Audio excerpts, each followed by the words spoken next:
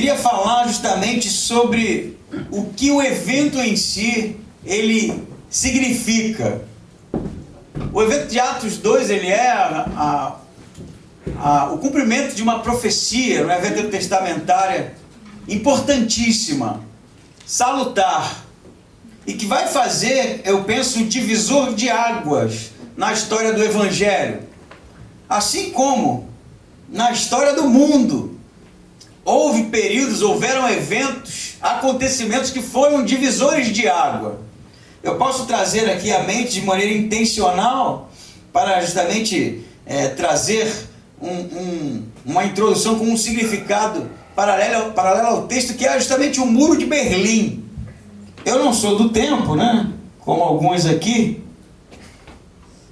mas vi, né, através dos livros de história e de tantas e tantas citações, justamente quando foi a queda do muro, em 1990, e que até hoje pessoas guardam pedaços do muro que dividia as duas Alemanhas.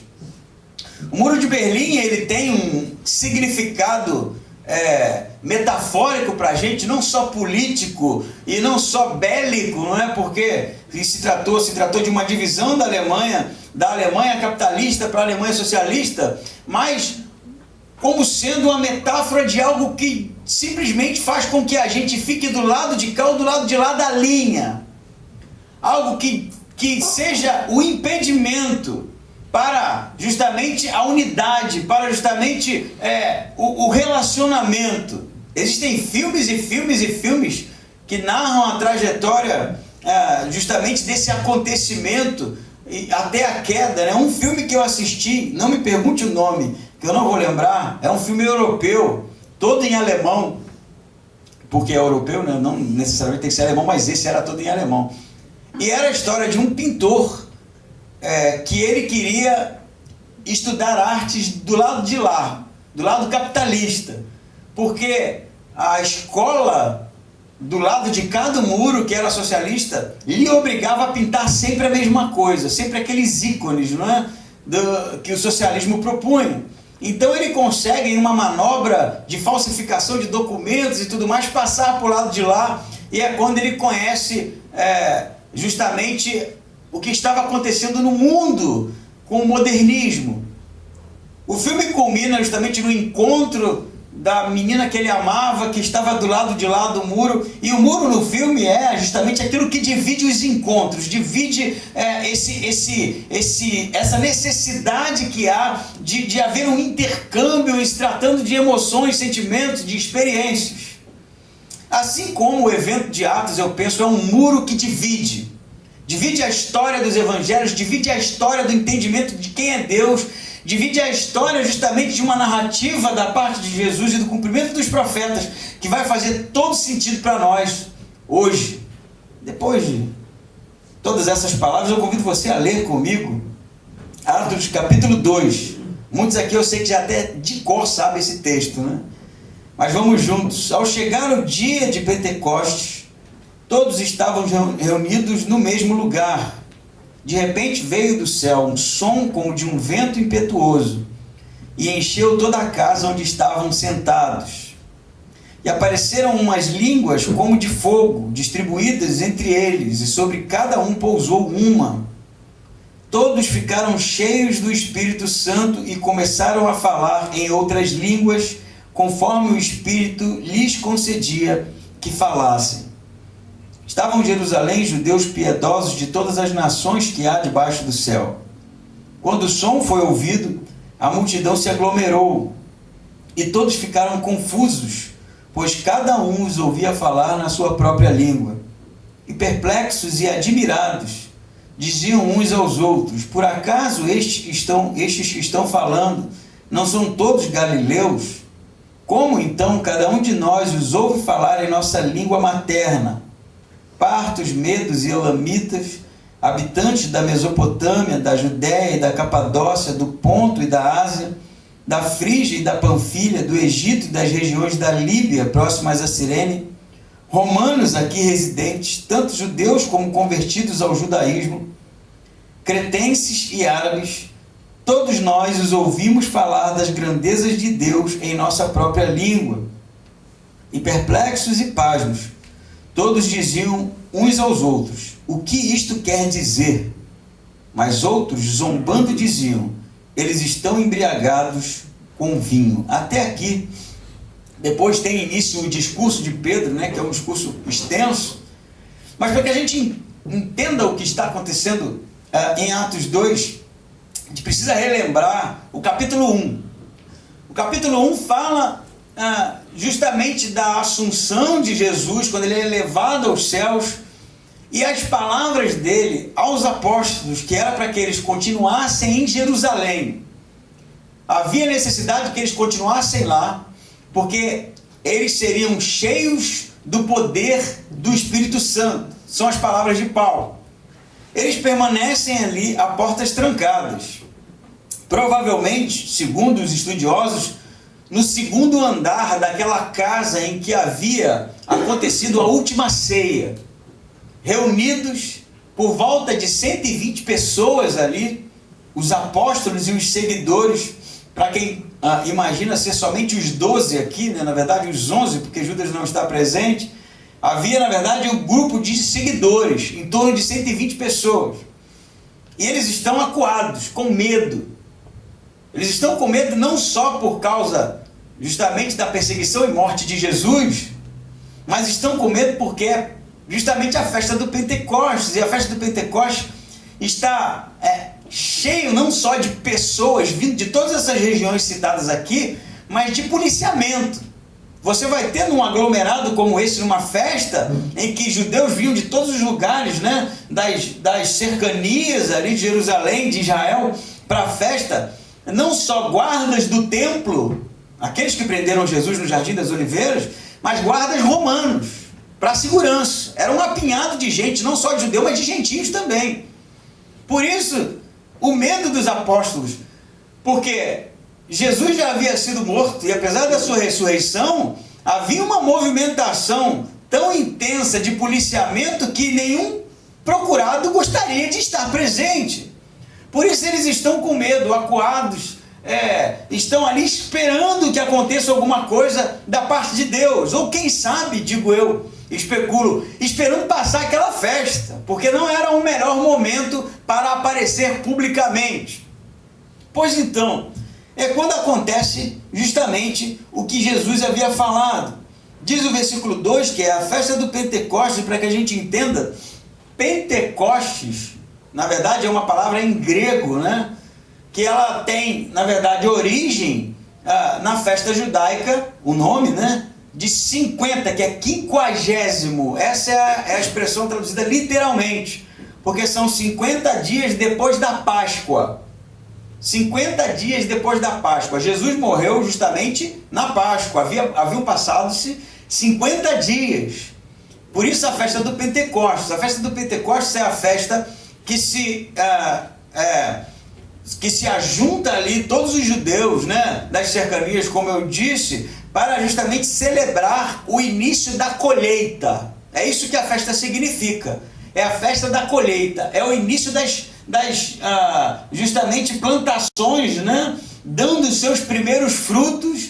E aí a celebração do Pentecostes no sentido de agradecer a Deus a provisão. Esse é o sentido da festa. Pentecoste é 50º, 50 dias depois da Páscoa, a festa das primícias. Primícias justamente das colheitas, em celebração à provisão de Deus. Vai fazer todo o sentido depois, né? Porque eles estão acuados, como eu falei, é a festa do Pentecostes, como diz o autor Lucas, e de repente diz o autor que vem do céu um som como de um vento muito forte, impetuoso, né, que enche o lugar, o ambiente onde eles estão sentados, e aparecem umas línguas como de fogo. Uma vez eu preguei esse texto, me lembro, e vale a pena, na verdade, elucidar de novo. Não são línguas, né, reais, como aquela capa do Rolling Stones, que tem uma língua, né? São labaredas, né? Centelhas, né? A gente sabe quando a gente acende uma fogueira, né? Aquelas labaredas. Essa é a ideia, não são línguas reais, né?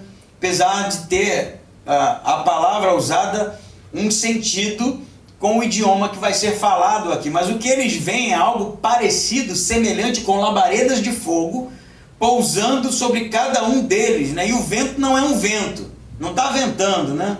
É algo semelhante a um vento que está acontecendo aqui, é o som como de um vento muito forte, e o fenômeno em si são como labaredas de fogo, não é? Que na verdade se posiciona sobre todos aqueles discípulos ali reunidos. Eles, então, diz o versículo 4, ficam cheios do Espírito Santo e começam a falar em outras línguas conforme o Espírito lhe concedia que falasse. Pois então, eu poderia aqui, né, quem sabe, entrar num discurso para elucidar o dom de línguas e combater o que acontece aí do lado de fora, mas eu creio que o sentido do texto, na verdade, ele quer nos levar para um outro acontecimento, que é justamente o que está escrito no livro de Joel, que o Espírito de Deus seria derramado sobre toda a carne. É isso que diz lá. E aqui está se cumprindo. Jesus havia falado que eles seriam cheios do Espírito Santo. Jesus havia falado que eles seriam cheios do poder do Espírito Santo. E agora as profecias, como o próprio apóstolo Pedro vai citar, né, estão se cumprindo nesse evento. Que mudança justamente esse acontecimento gera nos apóstolos? É a primeira pergunta. Sim, eles vão falar em outras línguas. Mas a princípio, o que está acontecendo aqui é justamente a primeira barreira, primeiro muro a ser derrubado. Homens que estavam acuados, com medo, e que de repente, com a ação do Espírito Santo, se enchem de coragem e vão para as ruas, no meio de toda oposição, de todo o risco de vida, proclamar as grandezas de Deus. Primeiro acontecimento literal que está acontecendo. Eles saem, eles avançam, eles deixam um primeiro comportamento de passividade, de medo, de covardia, se eu posso dizer, e avançam para um outro tipo de estado, que é o estado de coragem, de ousadia, de proclamação. Muito pelo contrário, né? Aqueles que acham que o encher do Espírito Santo ele tem a ver com o estar dentro ou fazer parte de um aglomerado internalizado, né, de uma busca incessante pela ação de Deus entre as paredes, entre os muros, se enganam. Porque o poder de Deus, na verdade, se manifesta justamente no impulsionamento, no avanço, na ousadia, na coragem. É isso que é o poder do Espírito Santo. O poder do Espírito Santo não é algo que vai fazer com que a gente fique aqui em uma histeria coletiva, gritando, clamando, cantando, manifestando algum tipo de quem sabe, dom espiritual, mas o poder do Espírito Santo é justamente o gatilho, a pólvora que joga para frente, que lança, que nos enche de coragem. Isso, de certa forma, vai ser muito relevante para nós e para o nosso tempo. Porque o discurso hoje é completamente o contrário disso. O encher-se do Espírito Santo tem a ver com sair das ruas para dentro. De sair da externalização do reino de Deus para uma internalização eclesiástica. O discurso do enchimento do Espírito Santo tem a ver mais como uma histeria em massa, o aglomerado, o ajuntamento, do que justamente a coragem e a ousadia para sair. Isso é completamente contrário. O poder que vem justamente da palavra dunamis, né, que vai dar origem à dinamite, é aquilo que lança. É aquilo que faz com que a gente avance. É aquilo que faz com que, ouso dizer, à luz dos acontecimentos, não só do livro de Atos, mas da história da igreja primitiva, dos primeiros discípulos, homens que se encheram de maneira tão, eu diria, perceptível do poder de Deus, que morreram por isso, abriram mão da própria vida, justamente por causa desse poder. Percebam isso.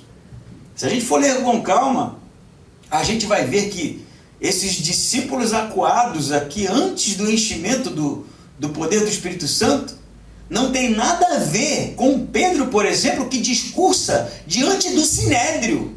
Vocês leram isso já? Vocês já viram a coragem de Pedro diante do Sinédrio?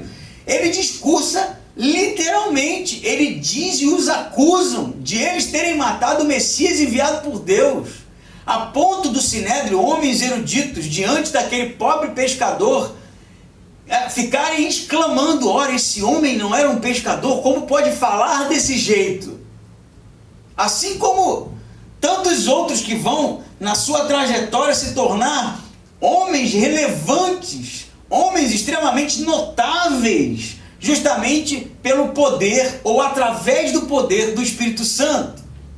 A minha pergunta primeira para você é: de que lado do muro nós estamos? Se há uma busca, e há, sempre há, do crente, do salvo, por um enchimento do Espírito Santo, de provar, quem sabe, o poder do Espírito Santo, e eu vou lhe dizer, se você já experimentou algum tipo de poder, eu já experimentei. Red Bull. Você está rindo, né? Você pensou que eu fosse dizer um negócio, né? X-Men, né? Não, não vou. X-Men porque solta raios, né, tal. Red Bull me dá asas, literalmente. Eu sou extremamente sensível à cafeína. Extremamente. E quando eu vou dirigir muito tempo, eu sei do meu problema, eu dirijo bem pela manhã, mas depois do almoço, meu amigo, eu simplesmente não estou lá. Aí eu vou, pego lá um Mega Power Red Bull alado, jogo pra dentro, meu velho, eu dirijo 6 dias. Eu vou numa potência, num poder, se assim posso dizer. E existem outros poderes mais, inclusive, possantes do que um Red Bull, não é? Você pode experimentar qualquer tipo de substância que faça com que você acelere, que te dê força. Você pode, inclusive, provar do poder, por exemplo, de uma R15, que deve ser destruidor, não é?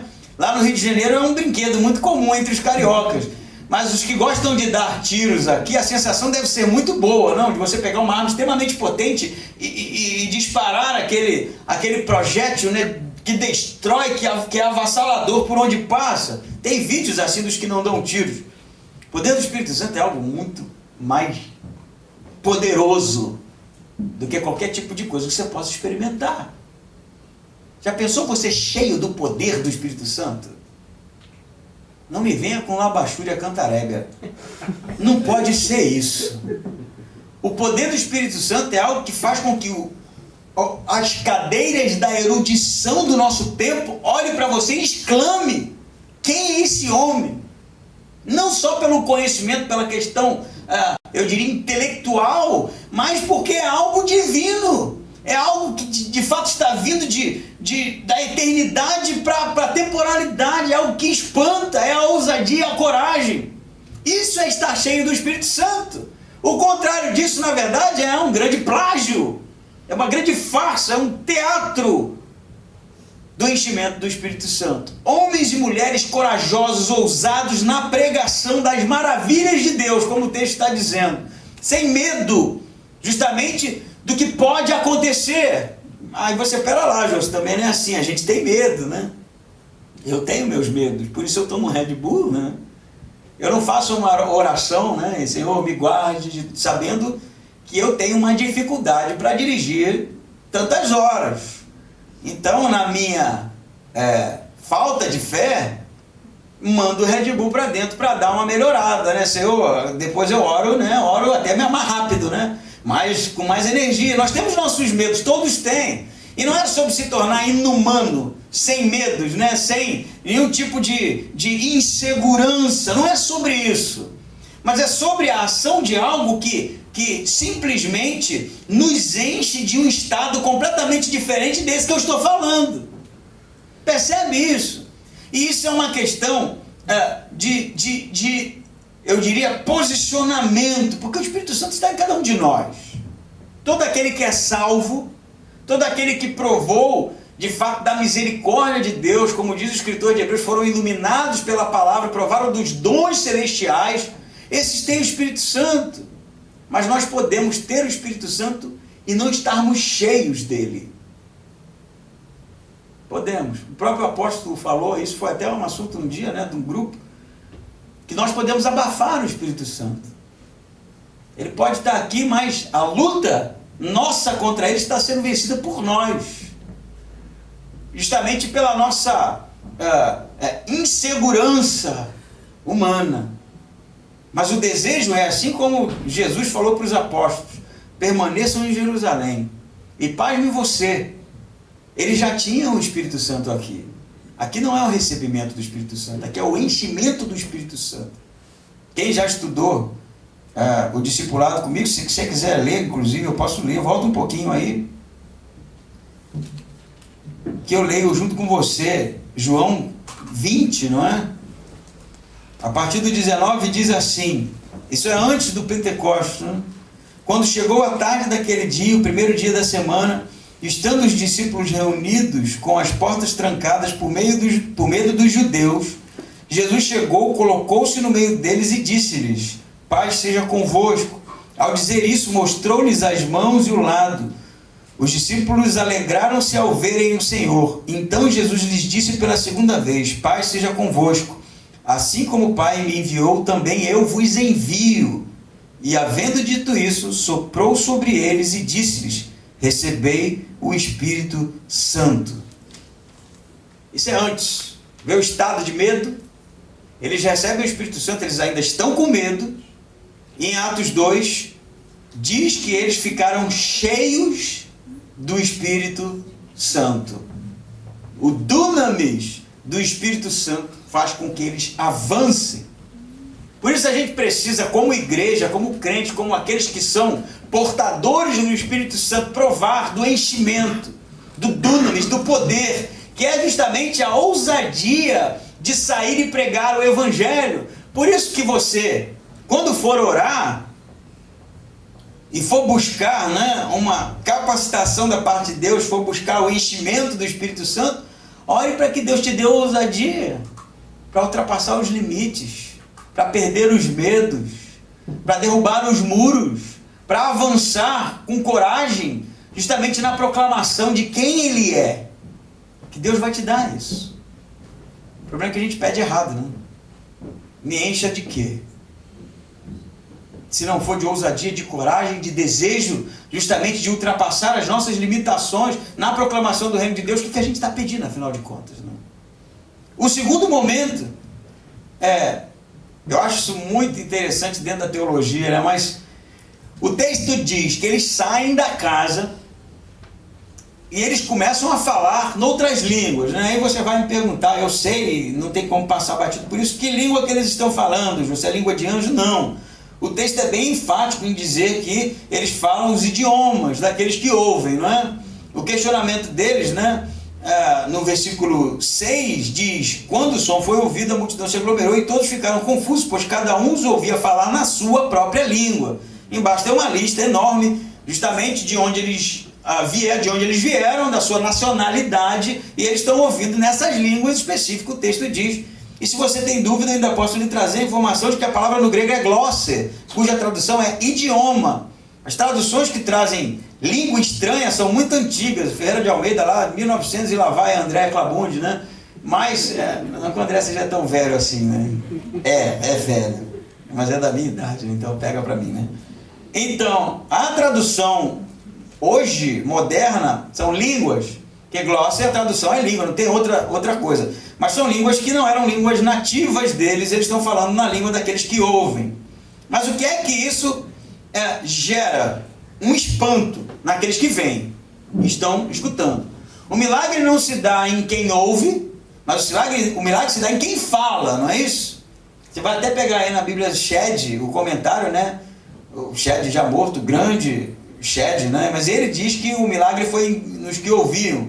Assim, não só eu, quem sou eu para discordar, mas um enorme número de teólogos, na verdade só ele que diz isso, mais ninguém diz isso.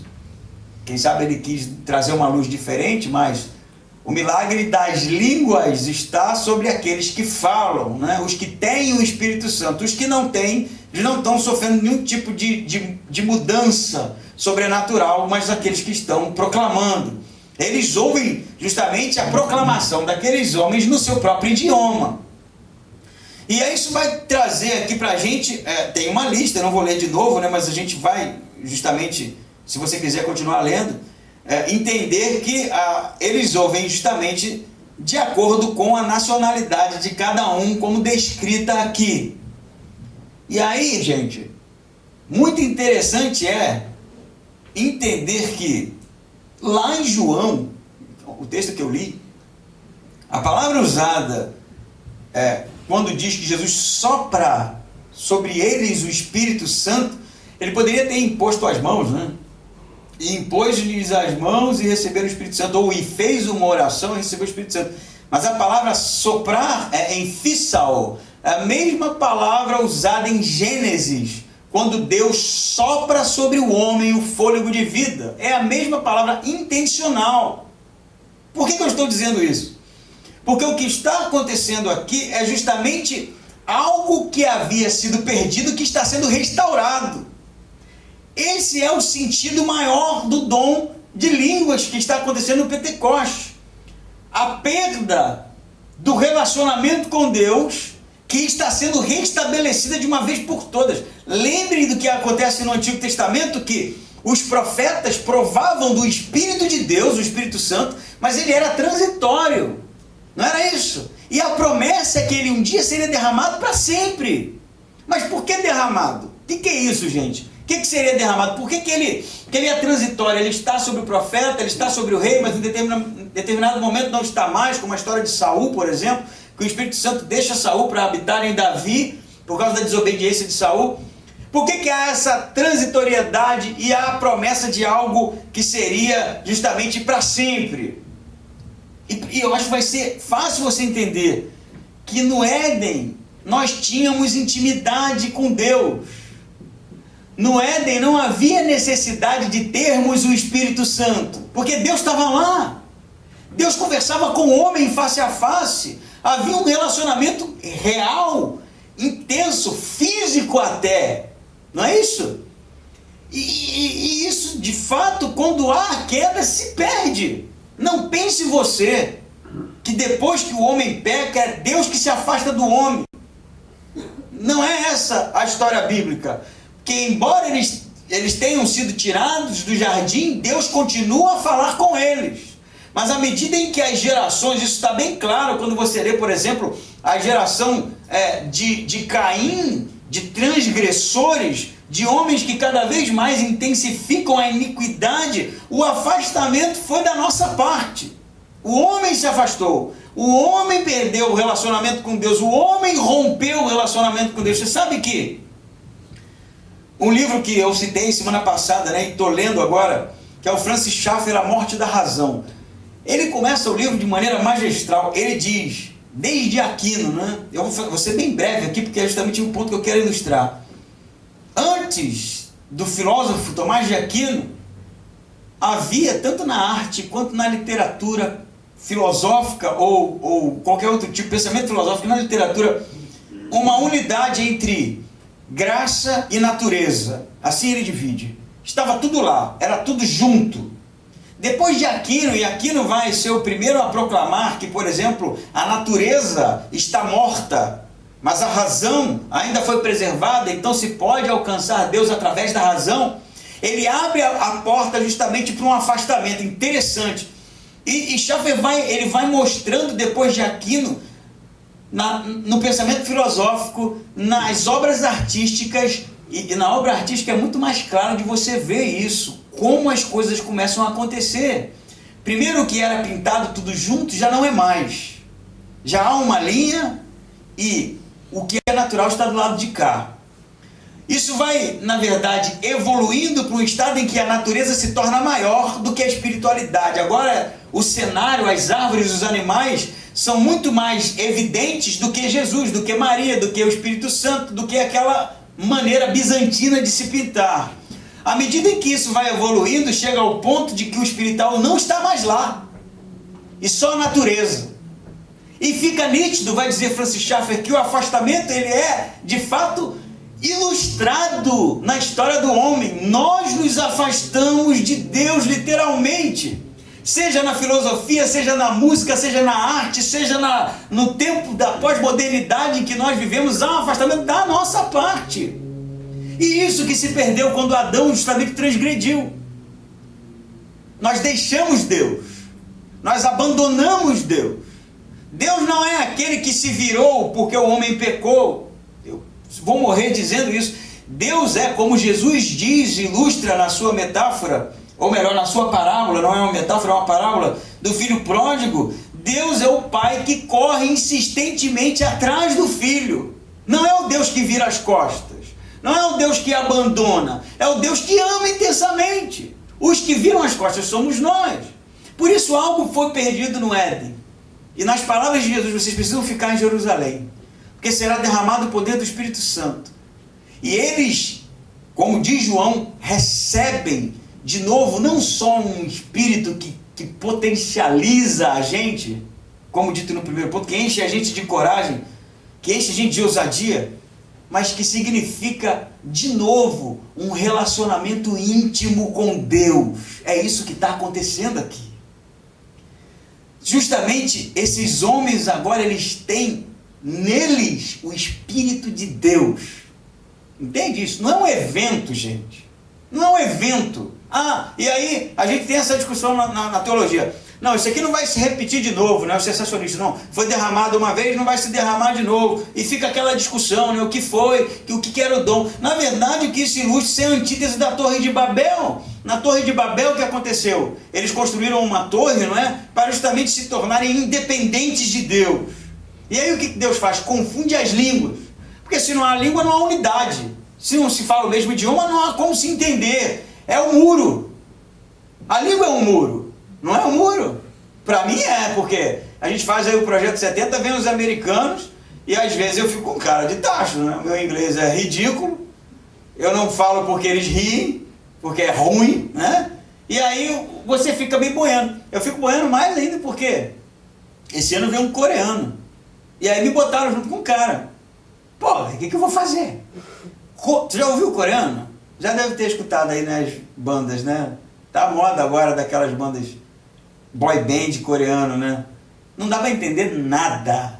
Nada. E eu até brinquei, falei assim, foi o gringo que eu me comuniquei melhor, porque o inglês dele era ruim, o meu também, então a gente ficava mais na língua de sinais para se entender do que outra coisa. E quando ele tentou me ensinar, né, uma frase no idioma dele, meu Deus do céu, mas que não saia, ele era metódico, se falasse errado ele ficava insistindo. Não, eu nem lembro mais o que era, mas era um troço tão louco que eu tentei 15 vezes e pedi licença sair, porque eu falei, cara, não dá para falar, eu não consigo. É um muro a língua. Isso acontece na Torre de Babel. E o que está sendo quebrado aqui? E todos ouviam falar a sua própria língua. Por quê? Porque Deus queria dar um showzinho. Porque Deus estava justamente ultrapassando os limites da religiosidade em Jerusalém. É o evangelho para além dos limites, para além das torres. É a misericórdia de Deus, a graça, que era isso que eles estavam proclamando, o amor de Deus para todas as etnias. É o religare, é de novo um Deus presente, um Deus que ama, um Deus que se importa, que está buscando. Inclusive a ponto de falar na sua língua, seja ela qual for. Entende isso? Não é uma questão de, fala em língua. Isso é uma infantilidade no final das contas, esse tipo de discussão. Porque o que é maior aqui é justamente que eles vão entender um Deus que está interessado em falar para eles na língua deles, porque o evangelho seria pregado a todas as línguas, povos e nações. E seria ultrapassado o limite, quem sabe, da cultura, o limite da língua, o limite da religiosidade. Por isso que nós brasileiros, tupiniquins, do outro lado do mundo, estamos aqui hoje, porque Deus se importou com isso e derramou o seu Espírito sobre toda a carne. Entende isso? O que nós perdemos no Éden foi restaurado. Você tem acesso direto a Deus, porque você tem o Espírito de Deus em você. Isso é muito maior do que qualquer busca incessante por dons espirituais. Por isso que Paulo insiste nisso. O maior de todos os dons, vai dizer Paulo, é o amor. Porque essa é a essência de Deus. Não é sobre buscar capacitações específicas. É sobre entender o gesto de Deus em derramar o seu Espírito para nos resgatar. Amém? Amém. Faz sentido isso? Que maneira abaixura, para com isso, porque isso divide. Até porque não é língua de anjo, nunca foi, é língua de homens mesmo. Porque o objetivo do dom de línguas é justamente o resgate, ultrapassar a linha. É ir para onde a cultura não deixaria, a religiosidade judaica endurecida não deixaria. Esse é o segundo muro que nós precisamos derrubar. Se o primeiro é o muro da covardia, quem sabe, inatividade, o segundo muro é o muro justamente da religiosidade que está sendo quebrada, que está sendo derrubado, da cultura que está sendo, de fato, jogado no chão, das limitações étnicas. Não é só mais os judeus, os salvos, são todos os povos, todas as nações, todas as línguas, como dizem em Apocalipse. E isso é belo.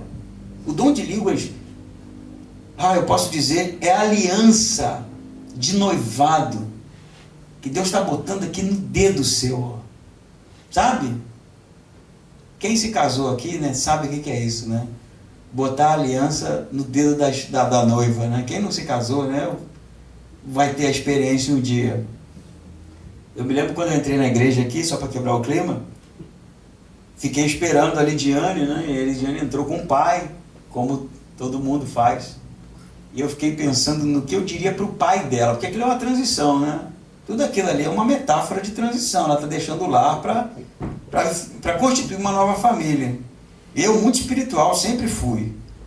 E humilde. Quando o pai dela chegou perto, eu fui no ouvido dele e falei assim: perdeu o Playboy. Ele fala disso até hoje, acho que magoou, né? Perdeu o Playboy. Agora é minha, né? Agora é minha. E aí fui pro altar. Eu falei pro pregador, pastor amigo meu, velho, 2 piadas e acaba. Eu tenho outras coisas para resolver. Não quero ficar ouvindo sermão. O cara pregou 1h30, cara, veio de raiva mesmo. Ele falou: gostou? Eu falei: putz, cara, eu não entendia nada que ele falava. Eu nem sei o que ele falou naquele dia, porque eu não estava pensando nisso, não. Eu estava pensando, cara, agora é minha, bicho.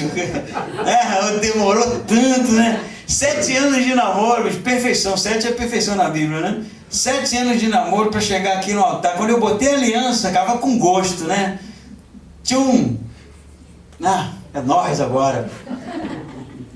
Mas por que eu estou dizendo isso? O derramamento do Espírito Santo é a aliança de Deus. É a declamação de amor de Deus por nós. Não é uma coisinha que ele está botando para você ser um Wolverine, um X-Men que solta raio pelos ouvidos, né? Que tem uma... eu profetizo. Não é isso. Paulo já falou isso lá na Carta aos Coríntios. Não é nada disso, vocês estão malucos, né? Paulo falou isso não. Mas se eu fosse ele, eu diria, né? Na verdade, é um discurso de amor. É Deus nos amando a ponto de justamente entregar seu Filho naquela cruz e derramar o seu Espírito. Por isso que Jesus vai dizer aos apóstolos: eu estou indo para o Pai. Olha que lindo isso. Mas vocês receberão o Consolador. É o que consola. Sabe o que consola? Consola de quê, gente? Da ausência de Jesus. É isso que o Espírito Santo faz. É o Consolador, é aquele que cuida da gente, que faz o carinho na gente, que no momento da tristeza ele está confortando, que no momento da angústia ele está nos tomando no colo. O Espírito de Deus que estava no Éden com Adão. E aí tem o terceiro momento aqui. E esse eu quero que você me escute com bastante atenção. Que diz o versículo 12 assim: perplexos e pasmos, todos diziam uns aos outros. O que isso quer dizer? Então, está acontecendo justamente eles falando em línguas, né, no idioma daquelas pessoas. Eles estão pasmos porque eles identificam que eles são galileus, que eles sabem pela maneira de se vestir, pelo visual, pelo sotaque, sei lá, eles sabem que eles são galileus. E a pergunta deles é: como é que eles estão falando no meu idioma? Eu sou cretense, né? Que inclusive vem a palavra cretino, não sei se você sabe disso, né? Porque os cretenses eram terríveis, vai dizer o próprio apóstolo Paulo. E o que o cara está falando? O que está acontecendo? Ele está pasmo, como é que esse cara está falando no meu idioma? Ele é daqui, é Galileu. Galileu é caipira, né? Galileu é tipo assim, quem é caipira? Qual é a cidade aqui que a gente faz? Não, veio de lá, é um caipirão, aqui em Santa Catarina. Pomerode, lá dos interior de Pomerode, né? Sabe, aquele cara que fala aquele alemão que só ele entende lá, e o pessoal... Indael também. Indael também, né? Tá, o Blumenau não, né? O Blumenau é cosmopolita, né? Vocês estão entendendo? O caipirão, Galileu, veio do interior, matuto, né? Homem matuto, do meio do mato lá. Aqui é da Mundi. Mundi? É. Tá bom. E ele, é o que eles estão falando, como é que esse Galileu, esse caipira, esse roceiro, tá falando um grego helênico, né? É o grego que eu falo, né? Por isso que eles estão perplexos. Mas outros, diz o 13, zombando, e a palavra no grego é zombando mesmo, xingando, ridicularizando, eles dizem, eles estão bêbados, embriagados com vinho, bêbados. Quem são esses aqui? Aí, para mim fica bem claro, são os judeus de Jerusalém. Eles não vêm das cercanias, eles não falam os outros idiomas, eles falam aramaico lá. Mal e porcamente aquele grego comercial lá, para justamente o grego koiné, né, que se fala. Eles não estão entendendo o que está acontecendo, porque eles não estão sendo atingidos, não é isso? Eles não estão sendo atingidos, e aí eles julgam que aquilo que está acontecendo é fruto da embriaguez. Assim como os escribas e fariseus julgavam que a manifestação do poder do Espírito Santo em Jesus, como expulsão dos demônios, era fruto de Beelzebu. Não era assim? Eles estavam todo tempo fazendo essa leitura porque eles estavam de fora e o fenômeno que para eles era estranho, eles rechaçavam. A ponto de Jesus dizer assim, o que vocês disserem contra mim é perdoado, mas contra o Espírito Santo não. Porque eles estavam vendo algo que eles não entendiam e eles eram resistentes àquilo. O que está acontecendo aqui? É a mesma coisa. Eles sabem quem são esses apóstolos. Todo mundo sabe.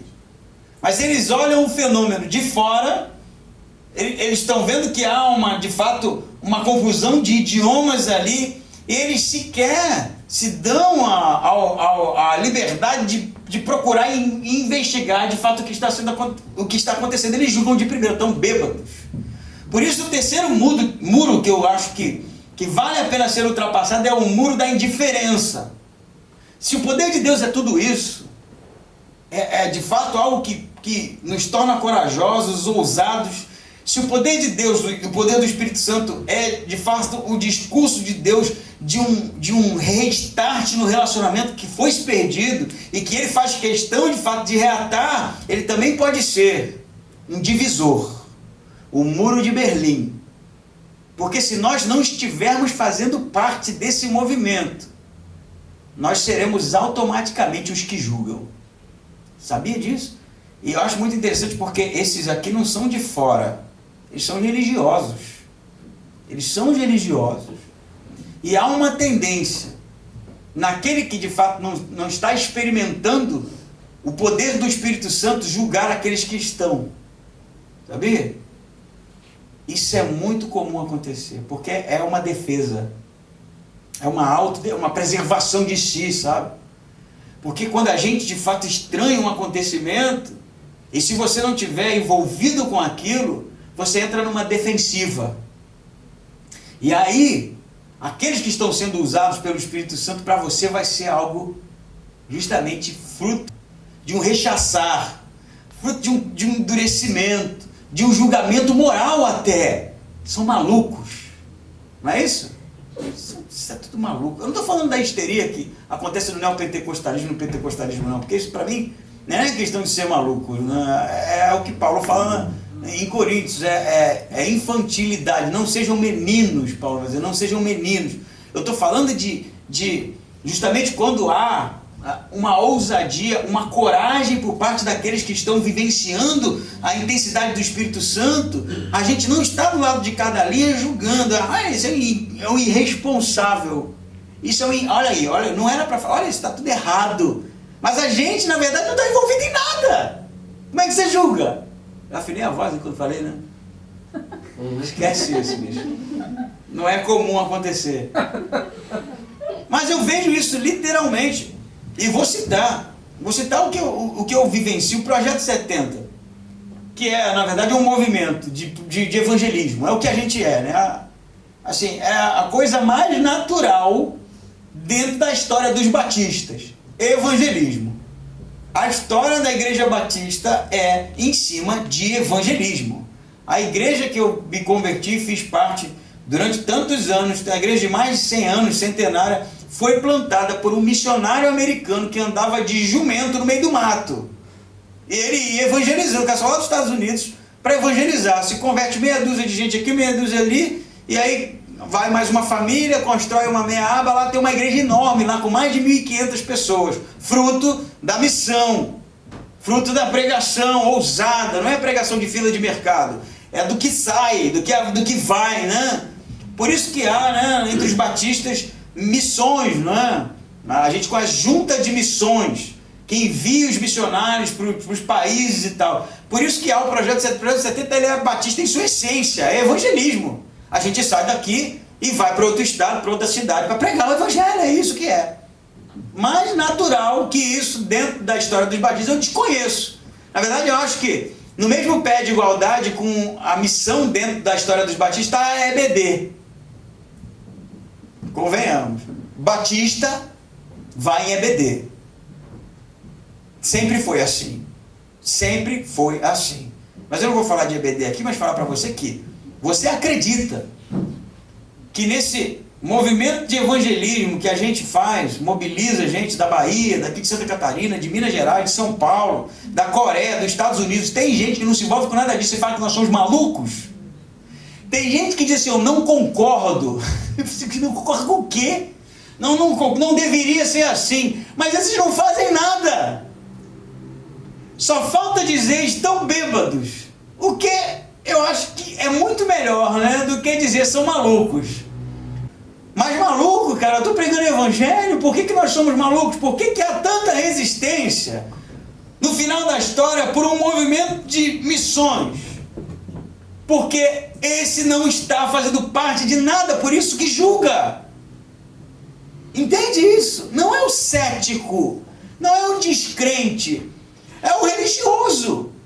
Porque quando ele acusa, ele na verdade se coloca do lado de cada linha. Foi a Ana mesmo que disse ali a questão do perdão, né? Que aquele que não perdoa é porque ele, de certa forma, se sente superior àquele que praticou justamente o desvio, né? A má conduta. Da mesma forma, aquele que julga, ele acha que ele é quem? É o juiz, né? O juiz é melhor, né? O juiz tem a condição de fazer a avaliação, né? E julgar, emitir um julgamento. Mas aí você vai olhar o juiz é um judeu aqui do primeiro século que está olhando e está falando, você é Beelzebub. Ah, mas agora estou falando em outro idioma, são galileus. Isso é cachaça. O cara não cede nunca, cara, nunca. Se expulsa demônio é um capeta. Se fala no idioma que o cara nunca falou, é cachaça. E se o cara discursa como nunca discursou, eu falo assim, não sei, mas manda matar, né? Eu não sei. Porque esse é religioso, esse aqui entra, de fato, na redoma para se defender. E esse é o lado do muro que nós não devemos estar. O meu professor de teologia dizia, né? Cuidado em julgar as pessoas e alguns acontecimentos, porque isso pode ser obra do Espírito Santo. E você está sendo como os religiosos, dizendo que a obra do Espírito Santo é de Satanás. E Jesus vai dizer, isso não tem perdão. Não tem perdão porque você está sendo resistente justamente àquele único que poderia lhe convencer do pecado, da justiça e do juízo. Que sejamos, né, aqueles que estão para além dos muros, na coragem, na ousadia, entendendo que o gesto de Deus no derramamento do seu Espírito é um gesto de reatar os relacionamentos. E não sendo aqueles que são indiferentes a tudo aquilo que Deus está fazendo, mas envolvidos e vivendo a paixão, a intensidade do poder do Espírito Santo, possamos ser homens e mulheres proclamadores do Evangelho transformador.